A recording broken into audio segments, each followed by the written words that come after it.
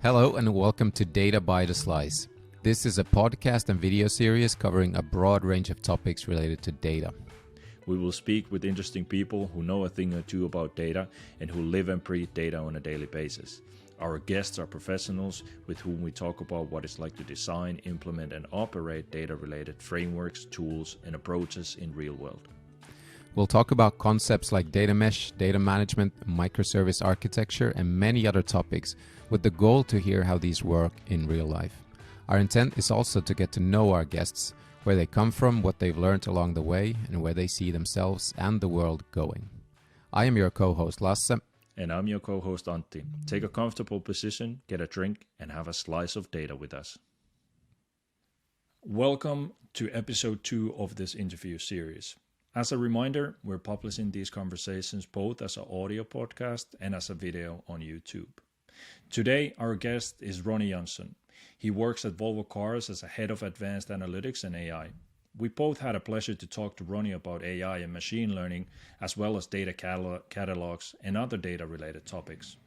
We thought Ronnie would be a perfect guest to touch upon the latest trends in data science and how does data mesh fit into this picture. But let's get to it. Ronnie Jansson will be joining us from Gothenburg, Sweden. All right. Hello, Ronnie, and welcome to the second episode of Data by the Slice. It's good to have you here with us. We're going to start off with the same question we're going to ask all of our guests. It's a simple one. How did you get into data? Cool. Well, thanks a lot for having me here, Lasse and Antti. First off, I think getting into data, I started out as a scientist, not a data scientist, but a scientist, which I think as a field of inquiry has been data-driven for at least the last 400 years, since Francis Bacon or so. So professionally speaking, I got into data at the very beginning of my career and have stayed like that since. Yeah. Awesome. And what is the coolest or fanciest data-related initiative that you worked on in your career so far?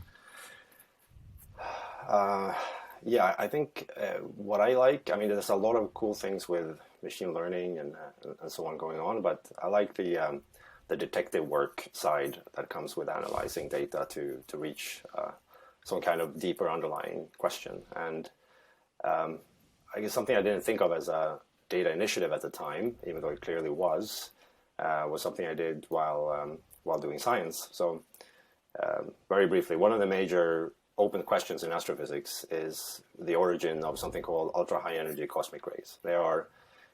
This only happened about 100 times that we measured them hitting Earth, and we know that they come from outside of our galaxy. We don't know where. It's a huge mystery. And what I was trying to do there for a while was I had this hypothesis that many of them came from this fairly nearby galaxy. And in trying to test that hypothesis, I had to use data in many different ways, directly and indirectly, in creating a model to explain certain things and so on. So that kind of multi-year-long detective work that was heavily a data initiative, even though it was sort of basic science at the time. Yeah, it's really interesting that if we think about the world of science, using data to validate the results and hypotheses, it's everyday life, and it's really interesting and cool to see that coming into the business side of things as well. So that's really cool stuff. Yeah, and that sounds like a case we should actually talk more about now, and just forget this whole script we have and talk about this case of space. Sure. But, I can talk about that all day long, but I guess we should focus on that. Yeah. Okay. So we'll our third intro question, just to get to know you a little bit more for our listeners. Another question we're going to ask all of our guests. We're making the world sort of a black and white or bimodal. We've seen that there's sort of two camps that have emerged. One is what we call the monolithic data management camp, where everything was based on a single data platform, data warehouse, and very much focused on data management. And then there's another camp that we call the microservice software developer camp, where you were using APIs, microservices, and so on. Which of these two camps do you come from? And you have to pick one. Okay, yeah. So I guess monolithic data management versus microservices, then unless you're an archaeologist, anything with the word monolith is something bad. Right? Like you don't want that. So I guess I'm in the microservices camp for sure. All right, that's cool. Good answer. Good answer. We Cool. kind of So- want to talk about we're going to talk about data, and of course a hot topic here is a data mesh. When did you first hear about data mesh, and what did you first think about that? Yeah, I think I heard about it probably about a year ago.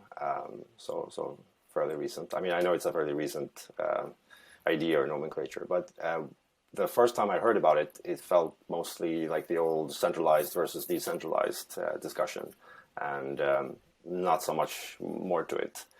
But that it's clear fundamentally that is the question. But I guess it addresses how to do it well as opposed to not do it well, because it's not a very helpful guide to do just centralized versus decentralized. But so yeah, about a year ago.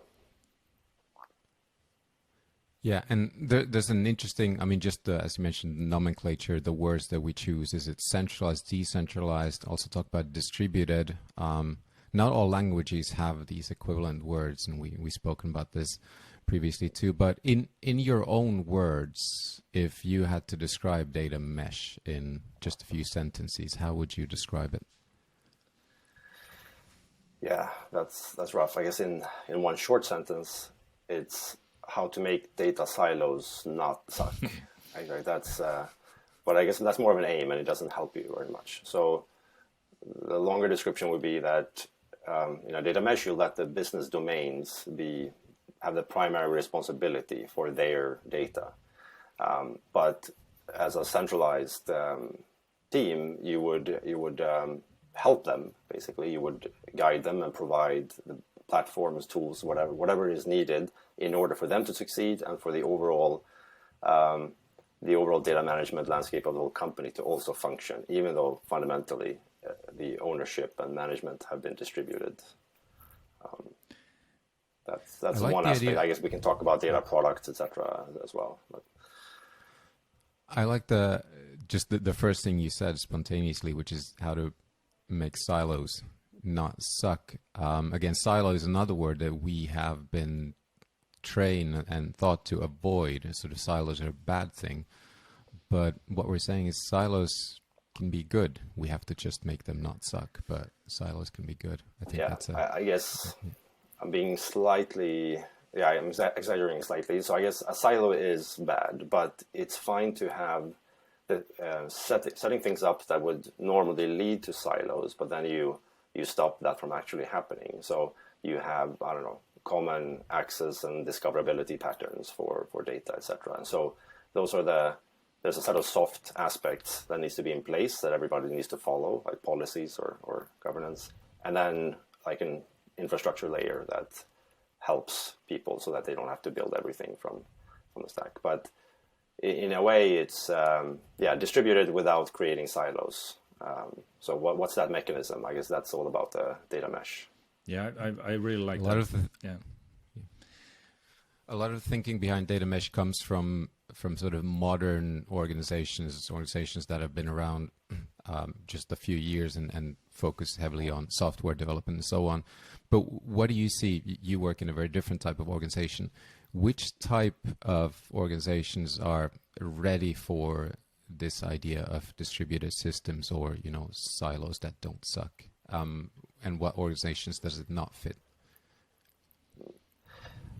Yeah, I think like the smaller and more tech and digital first company you have, the easier it will be to adopt this. But also the companies that have the most to gain are those who are most likely to fall into the data silo trap or like a slow centralized IT data management trap. And so I'd say the companies that would have the most to gain would be these large, diverse, non-tech organizations, because they kind of have to go distributed in order to really reap the benefits of data at scale. And the only way for them to do that is to do something like the data mesh.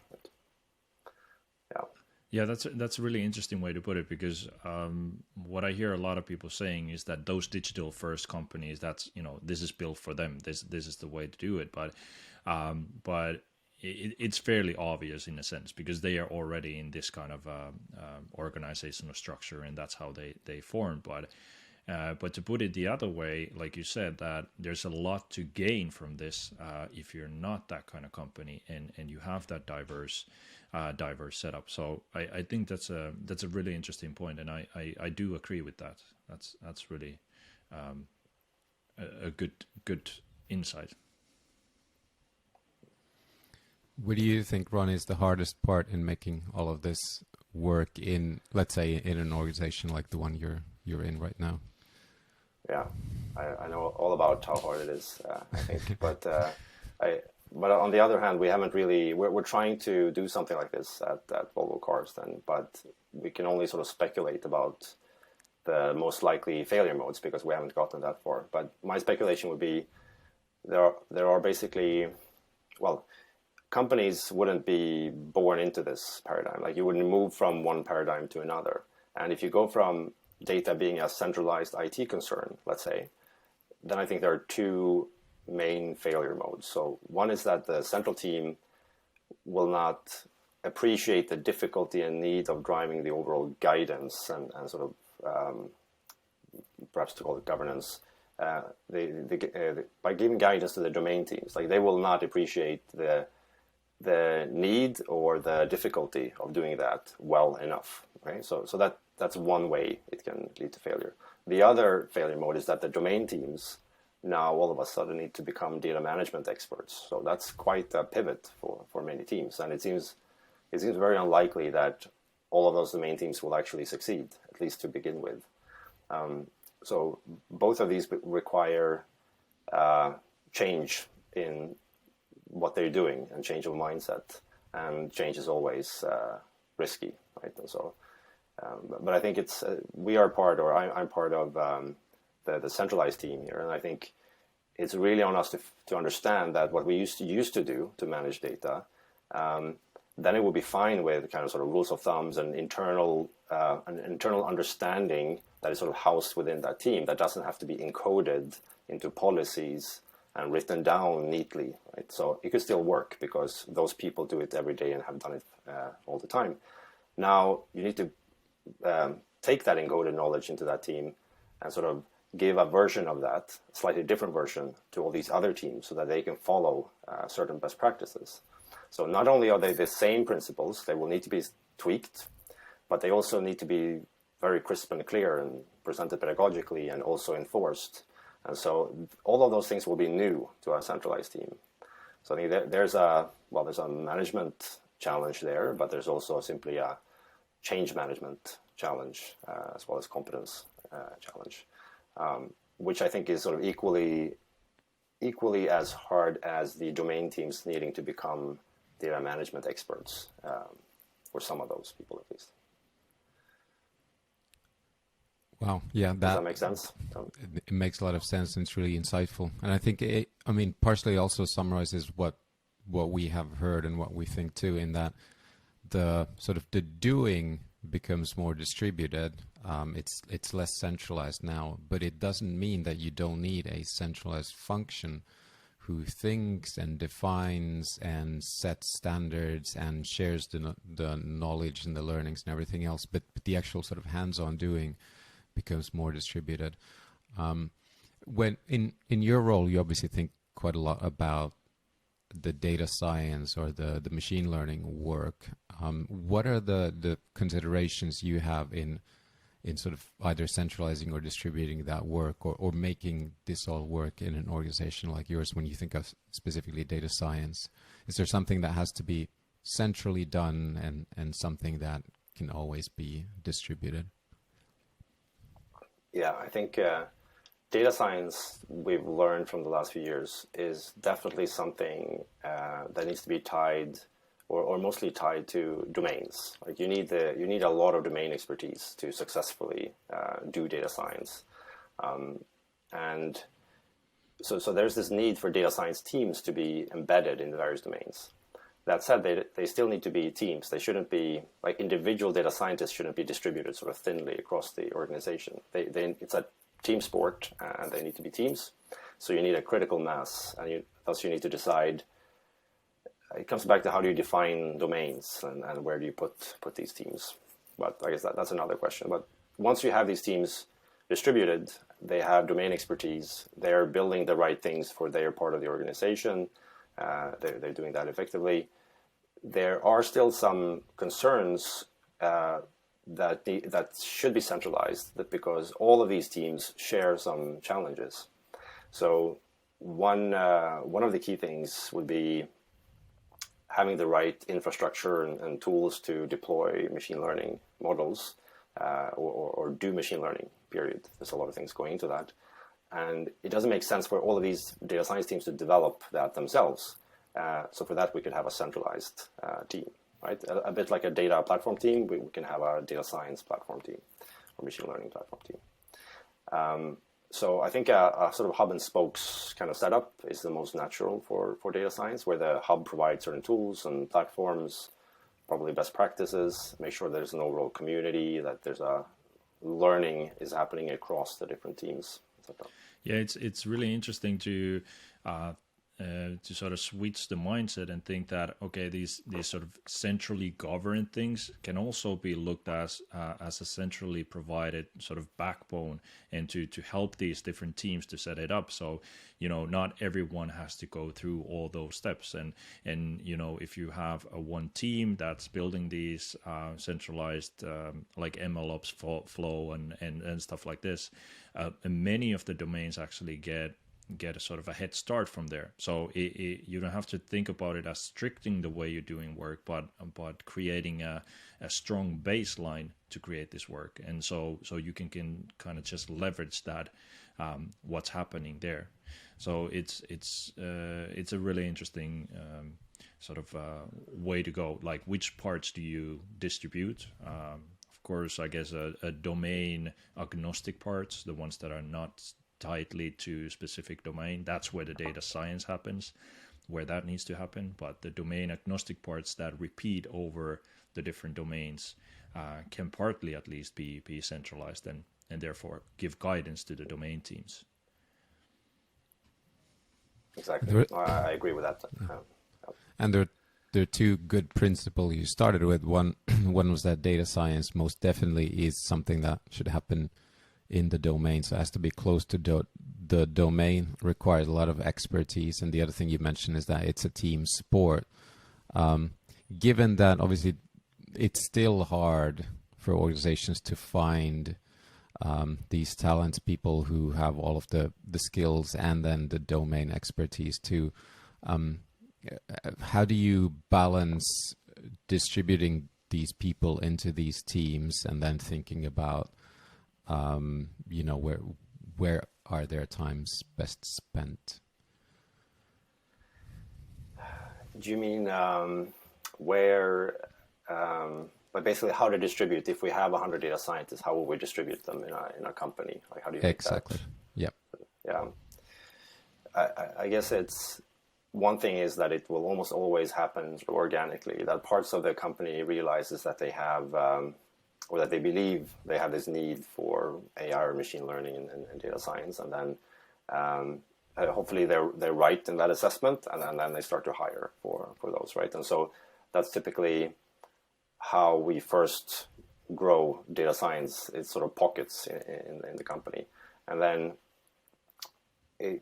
either they succeed and they sort of latch on and they provide a lot of value to that environment, or otherwise we have these sort of typically in large companies like cycles of reorganization, etc., and then things can be moved around a little bit. But it's most companies act on data science as making a bet. Like you try something out sort of locally. It's very rare in at least non-tech companies that machine learning has reached a point where it's core business, right? Because then it's different. So it's almost always a bit like an add-on or an improvement or lever arm or multiplier or something like that.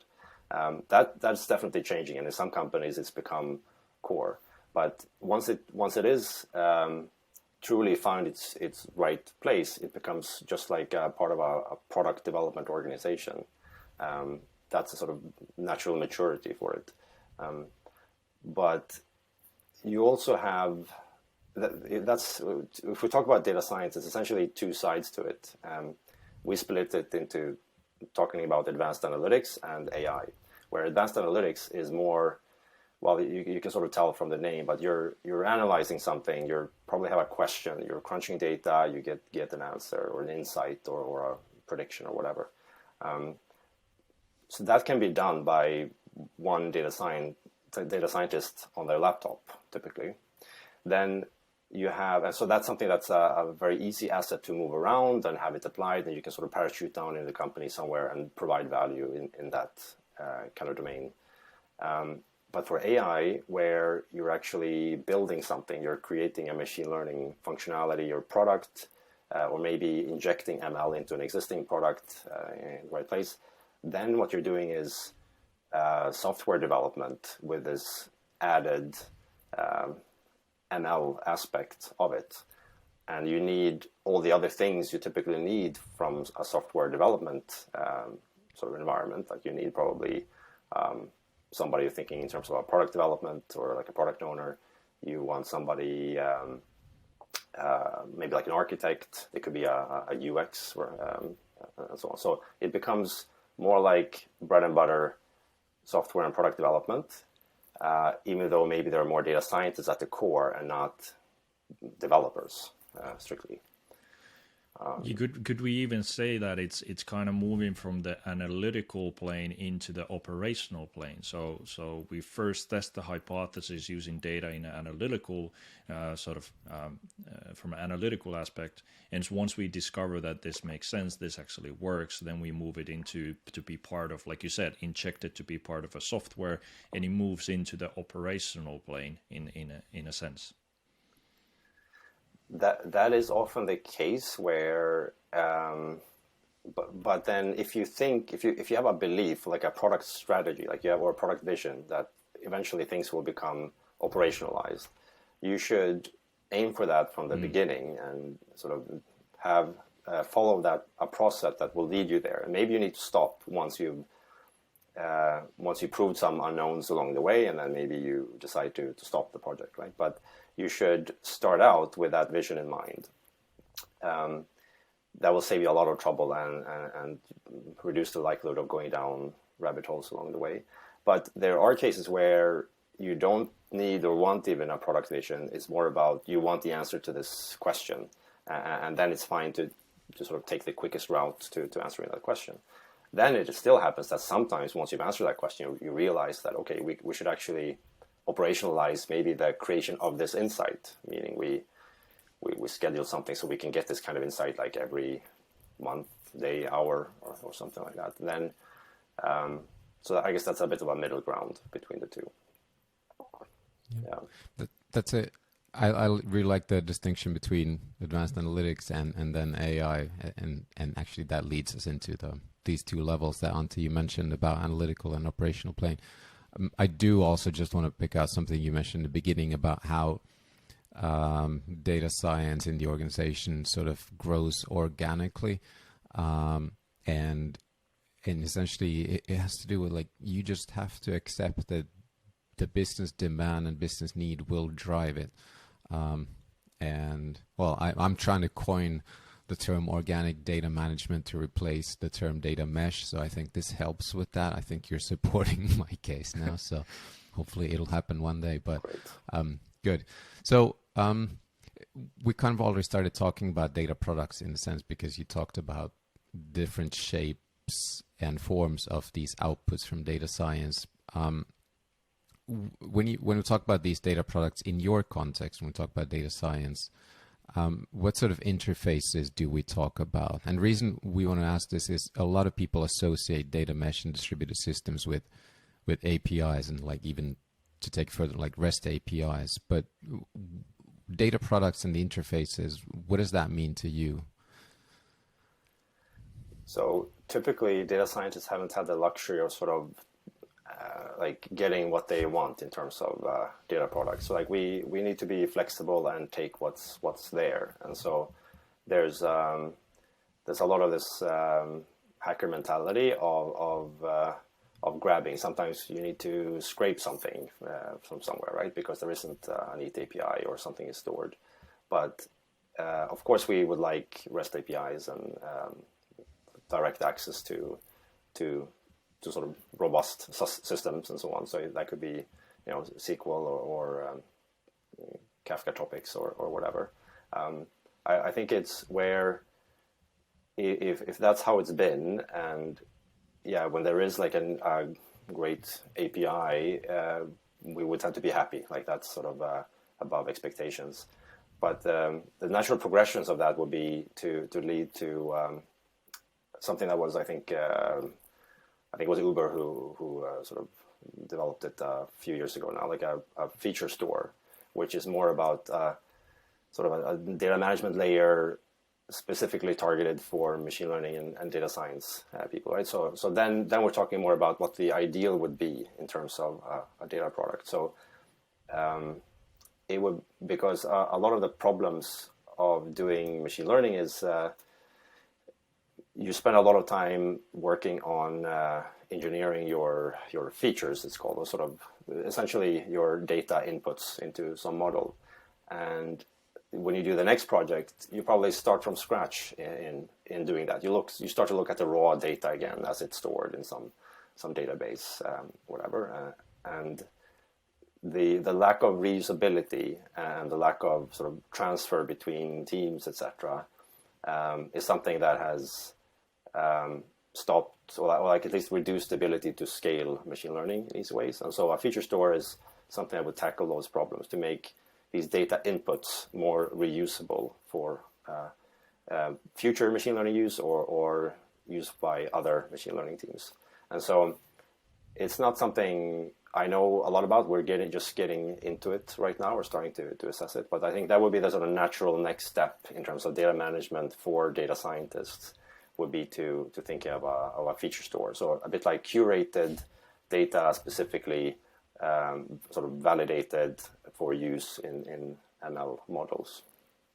That's actually interesting to think that you mentioned data products to be more of a feature store and so on. So I haven't heard anyone actually putting these two together, but it makes a lot of sense. There's a lot of sort of similarities that they're solving. So that's really interesting. And also I think, because a lot of these stuff, like you mentioned earlier, that the data science is kind of growing organically where there is a business need for it, and that makes completely sense, because you might not need it in every single place in the organization.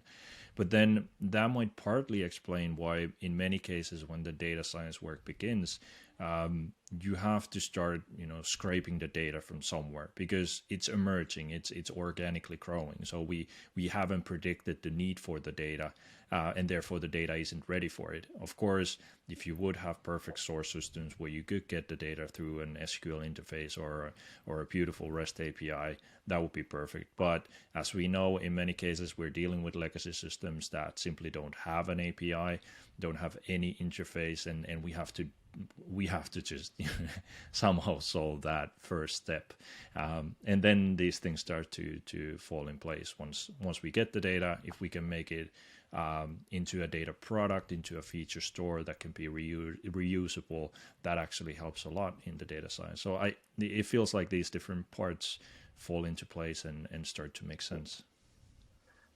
And just to jump into that a little bit, I think the fact that we said, data scientists are typically in their domains and supporting their domains. The surprising thing, or the paradoxical thing, is that almost always in data science project, you need data from outside your domain to reap real benefits. So it's pretty rare that you can rely just on the data produced within your domain. You almost always have to enrich it or somewhere else, which is why data scientists are really dependent on things like good discoverability and accessibility and understandability of data. across the company. And there's a lot of projects that failed because somewhere in this chain of things you needed, like you couldn't get access to, or quality was poor, etc. So which I guess feature story would be things like that's the top of the pyramid in terms of the data management. But like we are really dependent on definitely our data catalogs would be awesome if have fully functional, and that would be one way to solve the discoverability and so on. But also basic governance and quality overall. And a data scientist maybe they will have more of an impact within their domain, but the problem is that they almost always have to reach out beyond their domain to enrich. So that is a huge failure mode, I think, and where a sort of properly done data mesh and the tools around it and the governance around it could be like a huge sort of success factor if done right. It'd be really interesting to see, because I agree with you that, you know, for analytics or AI to be really rich, sustainable, scalable, you have to include data from different sources and probably across different domains, and probably internal and external data too. But it would be really interesting to see sort of through a study or something how much AI or data science is done with data just from that domain versus then data from other domains, and if it changes the outputs, or if it is actually a reflection of how the teams are organized. Maybe the domains are not natural, maybe the domains are not organic, maybe the issue is actually in how the teams and organization is set up, and that's why you have to keep reaching out for data from other places. But I do want to, I mean, there's a couple of topics that now have come up which we wanted to discuss. One of them is data catalogs, another one is the concept of the data product, and essentially also leading into governance. But I just want to ask one more question, actually maybe from both of you guys, with regards to the feature stores. We talk in this context a lot about ownership of data, and typically we talk about the ownership of data and information assets as they are defined from an enterprise level. But who should own the features or these feature store? Who is that then owned by the same people who own the data, or is that owned by a different function? Yeah, that's a really great question. I don't really know the answer. I think it's very hard to avoid this principle of if you build something, if you create something, you kind of own it because you are for sure the default expert on the thing. And it's very hard to transfer responsibility for something towards somebody who knows a lot less about the thing, right? Especially if it has to be maintained. And so, like we struggle with this a little bit in our teams. Like if we're building a machine learning product, like we create a model, and that's sort of creating predictions for some team in the company, right? And so it's very hard for us to just move that. Like we can't just like give away that model somewhere and somebody else will need to maintain it. At the very least, that would need to be in a machine learning team to do that, and then it would be a fairly costly, potentially a sort of costly handover even there. So I think in some ways, if you're the sole expert on something, you kind of have to keep responsibility of it. It gets tricky when you say like the feature store. What if the underlying data is coming from somewhere else, but the data science team enriches it or does some sort of validation, maybe some derived or change it somehow? Then there are two layers to that. So the underlying data, of course, doesn't become the ownership of the data scientist that just used it for this thing, because that data might be used for a bunch of other things. So the underlying data and the quality of it will need to be owned by other people. So I don't really know, and we haven't like gotten there yet in our team for how to think about that in terms of a feature store. But I think as a general principle, changing ownerships, transferring it is just costly and causes usually a lot of trouble. So we should only do it in very few cases. I think sometimes you have to do it, and it is the right thing to do. It's just I think we should just we just have to realize the fact that if you build things, you need to also operate or own it.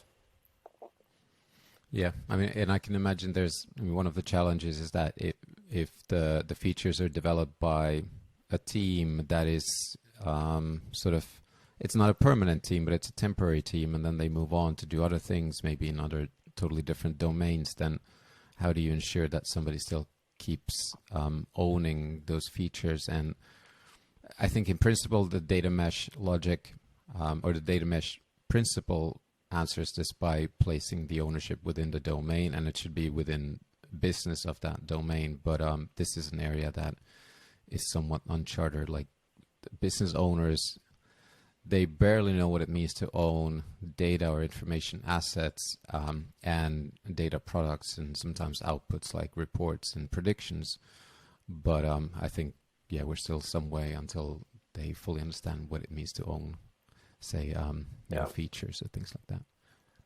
I think it comes back to, again, like, what are these domains? Like, they're very ambiguous. Like, we haven't defined them, right? And are they huge and sort of have a lot of resources, or are there a ton of them and they individually are sort of, they're very narrowly defined, and will then have problems with getting the right competence and so on. So that's another thing. And I think there's a lot of historical precedent for data science initiatives failing because you have maybe some outside team, maybe some temporary team is brought in, creating a model, and then, okay, success, and now the company is using this thing, and those people disappear, and then it becomes a problem down the line, and you then the company made the error of thinking, wait, if this is important enough, they do need to have this sort of permanence. Like, machine learning is part of their business then, and they need to have a team that can operate this. It's not like a one-off thing you create, because then you'll just get, whatever, model drift changes down the line, and it will just eventually break. So I think there's been a slippery slope towards failure in that sense, which also means then, domains shouldn't be tampering with machine learning unless they have that competence in the domain, or that there's a central team that can do it for them and then be okay with the ops side of it. Tricky question. Yeah, and so maybe there's maybe we should bring up the one of the least popular terms in all of data today, and that's data governance, which we were going to talk about. The way I would frame it now is we've discussed this principle of distributed systems of data mesh being based on the principle of, each domain can do their own thing, and they should be driven by their own business priorities. From a central function, and I guess in your role, especially when you think about data science, machine learning, and AI, how do you sort of deal with the fact that you let go and you accept that these domains are doing what they do and you cannot control it? How do you approach this yourself, and what is governance to you in this distributed world? If we talk about not specifically sort of the ML side, which I think is sort of under construction in how we should think about governance, like model governance and how it's distributed, like overall data governance, it's the thing that's the thing. It's the thing that doesn't have a name that falls between the gaps, but is key to the success of. It's sort of the gaps. That's where the policies and rules and whatever is needed, we can call that governance, right? And sometimes it's like hard governance, like hard rules and things you have to follow. Sometimes it's more of a guidance, right? But in terms of the data mesh, like maybe we define govern and governance differently, but I don't think it's like in my eyes, governance becomes even more important in the data mesh environment. It's not that we're letting go as a central team. Like letting go would be easy. That just means not doing any work. And I think the central team is responsible for making sure that the right governance and guidance is in place. One thing is that it's, of course, then other teams would deviate to go in different directions. So that's exactly what we don't want, or at least up to a point. Right? There's certain freedoms to make choices, but in the end, we want all the data in the company to be discoverable, trustworthy, accessible, yada yada. So the governance is simply the things that will make that possible once you have your platform, etc. So I don't think it's easy to let go and so on, but the hard thing is like how much and what's the right level of guidance to provide is how I would think of it as from the central perspective, and that also goes to the same in the ML space. And I don't know the answer there. We're trying to figure that out as we go. One thing is that we might have an overarching sort of model or ML governance principles for any team to follow.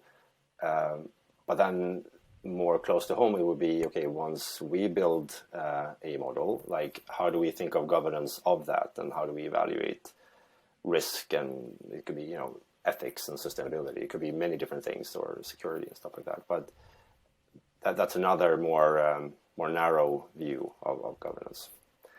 I think I realize I haven't answered your question, but I guess I can't.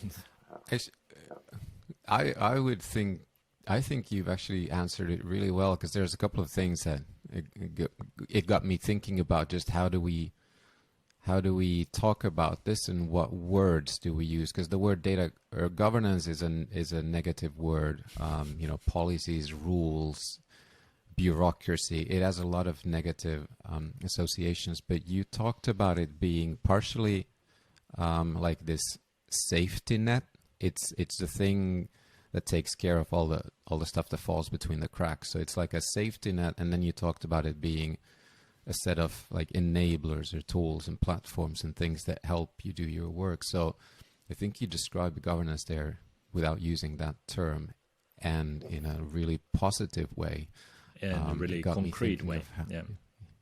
Yeah, that too. But I'll also say that I think for a lot of people that needs to, let's say in the data mesh, the domain team that needs to now start to manage things and sort of go from close to zero in terms of data management to actually doing things on a new platform and so on. I think many of them will be happy to have the sort of the positive version of governance and guidance, meaning you should follow these things, like having a golden path we often talk about at Volvo Cars. Sort of the here's a tried and true, well-trodden path towards success. Maybe that's more about guidance, but it's very close to becoming part of our overall governance as well, like because you want people to follow or run in certain lanes. And in my experience, most people are quite happy to receive that kind of guidance / governance because there's so much sort of decisions or possibilities for them that is easy to then get sort of help. That's basically getting help, right, to what to do. The problem is when you have, let's say, somebody who's done things, maybe have one of these bad sort of silo situations already, and then you say, no, you're not allowed to use this technology. You can't do it this way. You have to do it this other way. And now you have to redo a bunch of things. That kind of policy is really annoying and troublesome. Yeah, I think if we have these kind of backbones or sort of golden paths, they're not the only path, and I think that's something that needs to be kept there. So if you decide to go another way and you're willing to go that, you're willing to invest time, you see it as a better solution, go ahead, do it, and maybe that will become the golden path as you talked about it.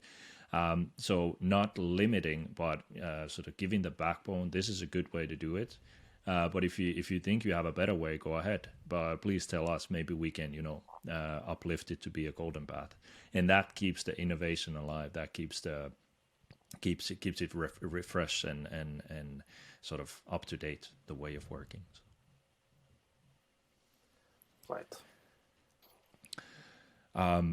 So when it comes to the data mesh and a distributed approach, and the domains owning a lot of the data sets and maybe even owning some of the ML ops, of course, that, as you said, it's a bit hard one. We're getting pretty close to citizen data science approach and this kind of concept. I know, Lasse, you have some background in this as well, but Ronnie, how do you see, what's your thoughts on citizen data science? And maybe, Lasse, you can sort of reflect that on as well.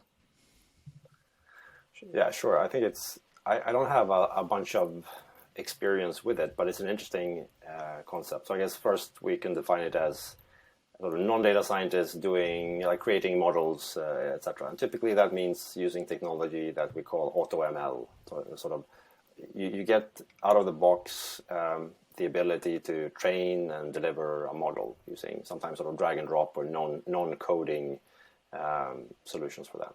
So as a data scientist, my gut feeling is that sounds horrible and very dangerous and will get you into disaster, because it's hard enough to do this well when you are trained in looking at algorithms and sort of analyzing them properly.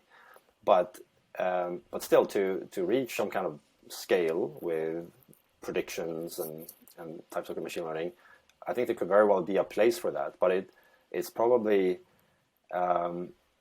first you need to, as a company, you need to figure out how to do ML with ML practitioners.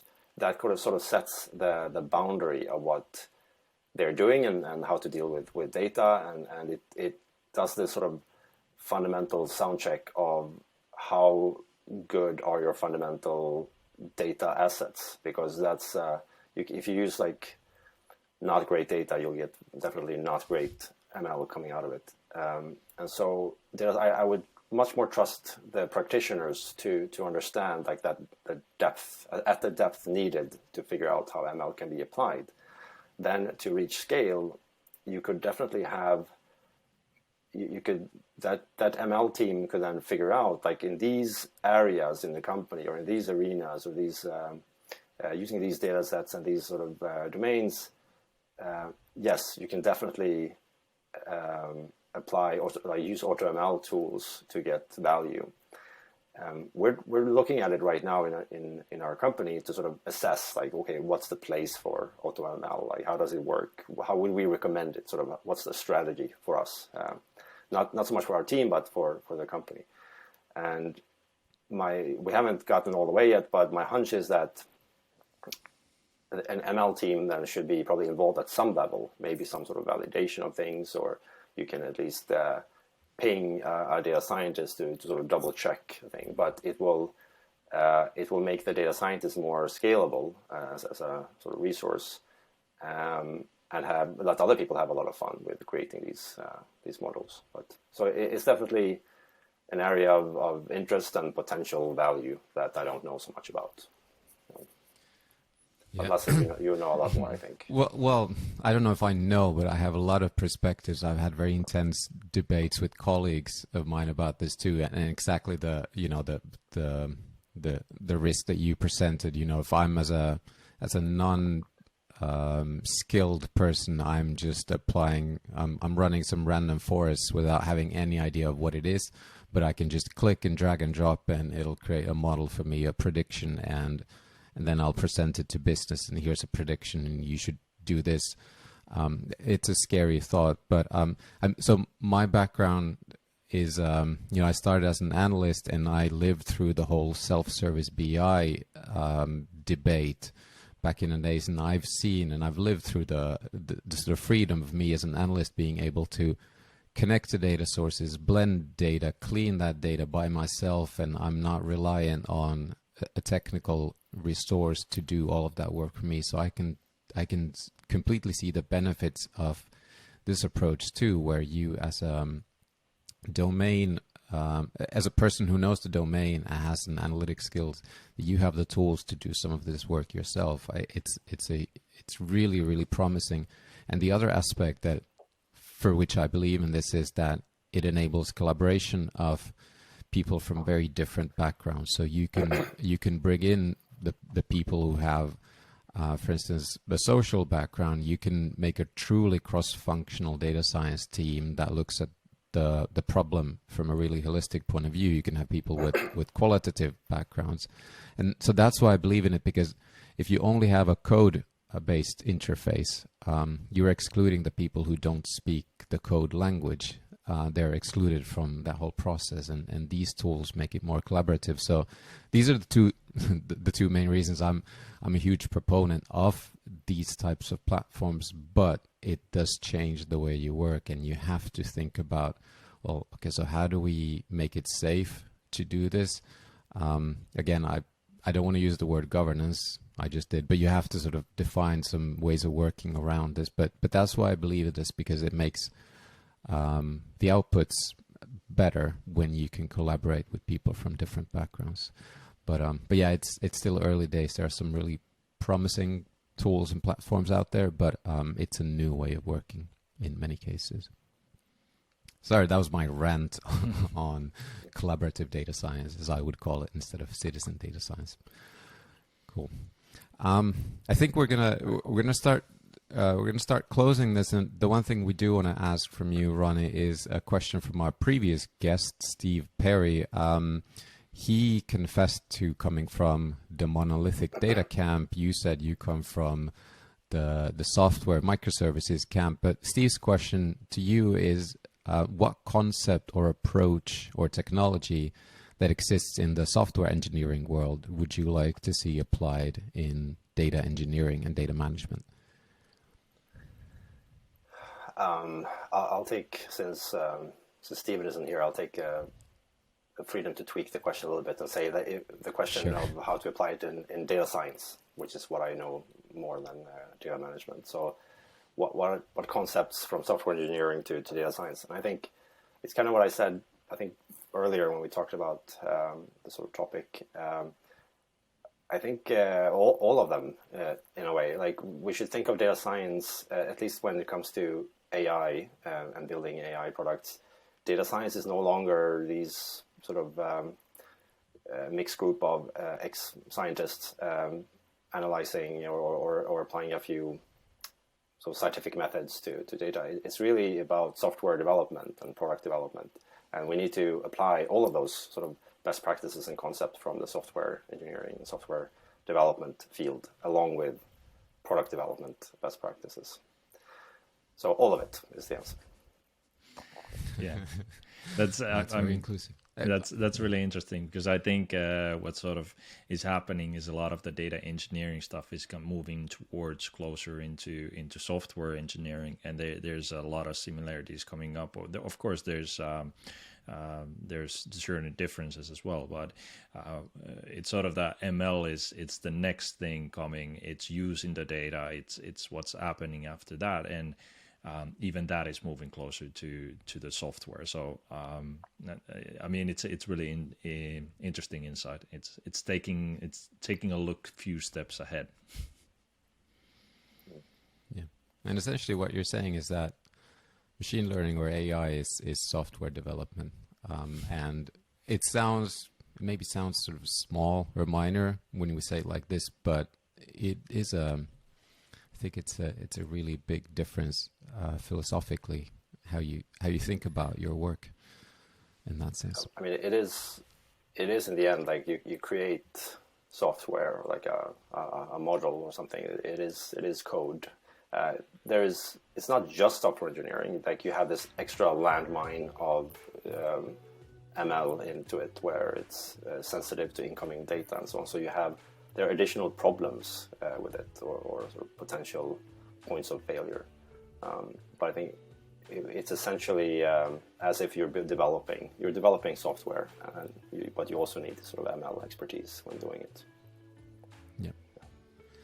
All right, and what would be, Ronnie, your question to give us to ask from our next guest? Do you have a question that we should ask them?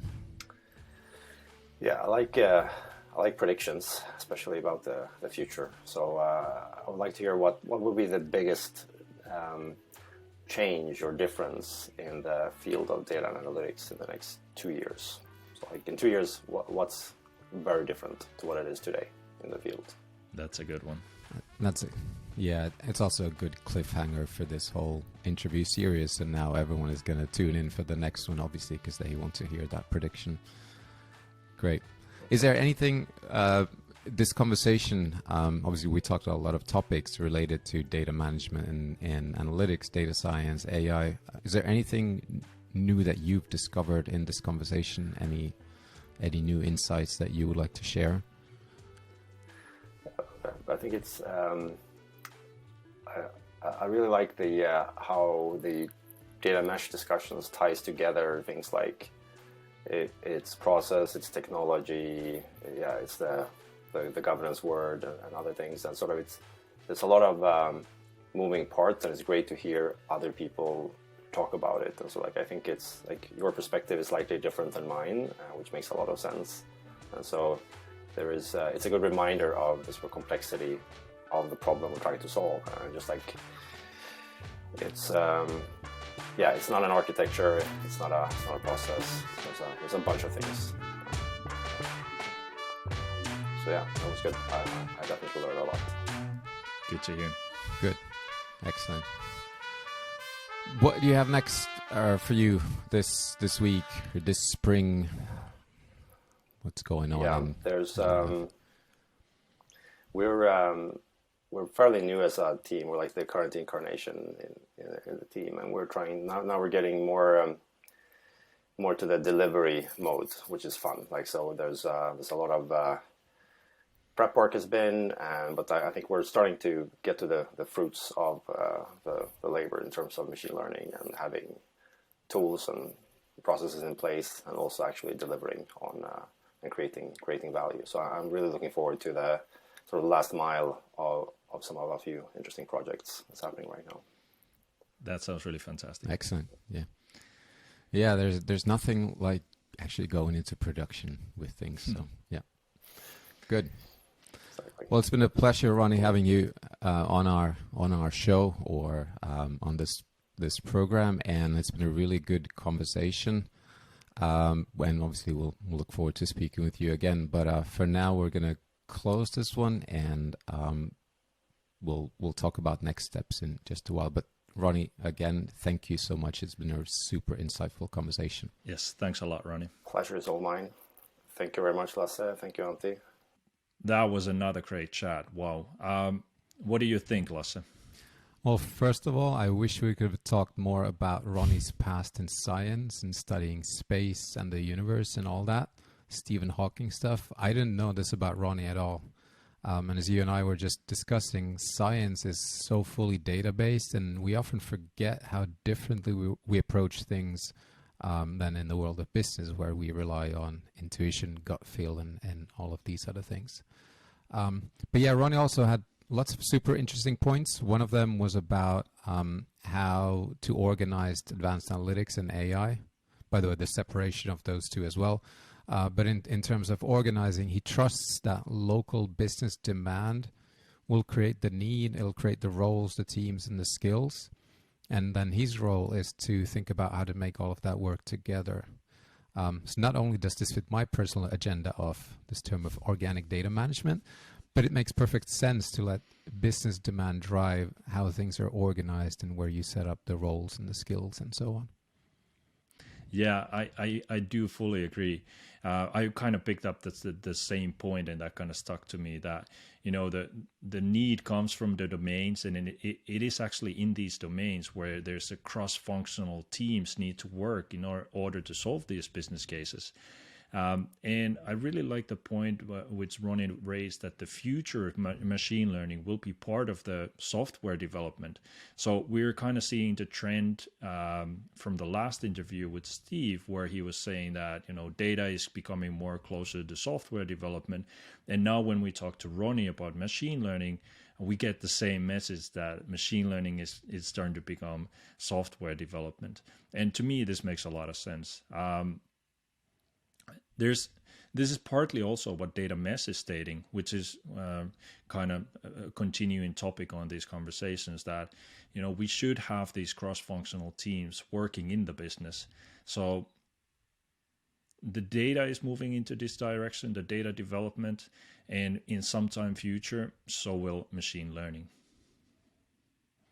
Yeah, lots of good points in this conversation. Again, super interesting chat, and there's more to come. So make sure to subscribe to this podcast or YouTube channel, whatever is your channel preference. Like, share with your friends and colleagues, and give us a 5-star rating, or 10 stars if that's what's available. All feedback is obviously welcome too, and we do take that on board when we think about the future of this. The next episode will be posted in about a week or so, and we look forward to having another slice of data with you then again. But for now, thanks again, Ronnie, and thank you all for tuning in. Until next time, take care. Bye, everyone.